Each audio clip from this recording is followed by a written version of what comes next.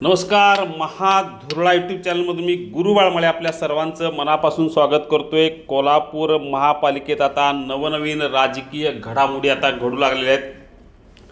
अर्ज भरण्याचा भरल्यानंतर माघार घेण्याचा आज शेवटचा दिवस होता. दुपारी 3 वाजेपर्यंत अनेक प्रभागात महायुतीची मोठी अडचण झालेली आहे. कारण एकाच वेळी महायुतीत असलेल्या मित्रपक्षांनी जे एबी फॉर्म दिलेत, शिवसेनेनं पण एबी फॉर्म दिला, दुसरीकडं राष्ट्रवादीनं पण एबी फॉर्म दिला.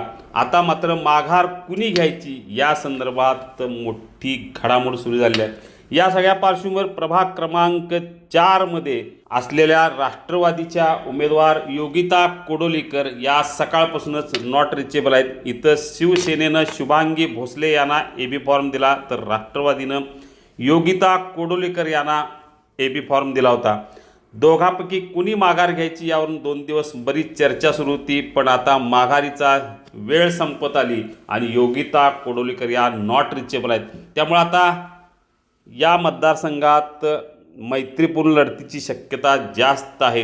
आणखीन एक उमेदवार गायब होण्याचा प्रकार घडला, तो प्रभाग क्रमांक 12 मध्ये संगीता रमेश पवार यासुद्धा सकाळपासून नॉट रिचेबल आहेत. तिथेही शिवसेनेची मोठी अडचण झालेली आहे.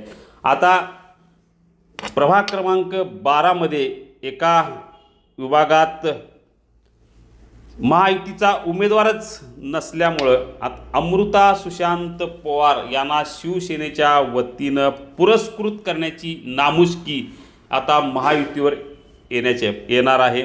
कारण काही अ ब क ड अशा 4 प्रकारात काही प्रकारात एकही उमेदवार महायुतीच्या वतीनं अर्ज भरला नाही. तिथं अनेक अपक्षांनी भरला आहे. त्यामुळे आता महायुतीचा उमेदवारच नसल्यामुळं प्रभाग क्रमांक 12 मध्ये अमृता सुशांत पवार यांना शिवसेना पुरस्कृत उमेदवारी मिळण्याची शक्यता आहे. कारण त्यांनी जनसुराज्य आणि अपक्ष असे 2 अर्ज भरले होते. जनसुराजचा अर्ज त्यांनी माघार घेतलेला आहे. आता शिवसेना पुरस्कृत उमेदवारी त्यांना मिळेल.